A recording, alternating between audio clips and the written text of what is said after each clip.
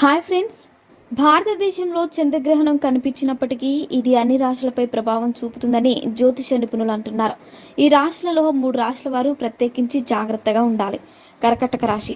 కర్కటక రాశికి అధిపతి చంద్రుడు, శివునిగా పూజించబడతారు. రాహు మరియు కేతువు చంద్రుడికి తమ శత్రువుగా భావిస్తారు కాబట్టి కర్కటక రాశి వారు గ్రహణ సమయంలో ప్రత్యేక శ్రద్ధ తీసుకోవాలి. ఏ శుభకార్యాలు చేయకుండా ఉండండి మరియు తామసిక ఆహారం తీసుకోకండి.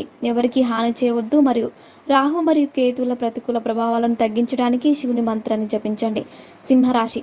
సింహరాశికి అధిపతి సూర్య భగవానుడు, విష్ణువును పూజిస్తారు కావున సింహరాశి వారు చాలా జాగ్రత్తగా ఉండాలి. వాదనలకు దూరంగా ఉండండి మరియు జాగ్రత్తగా డ్రైవ్ చేయండి.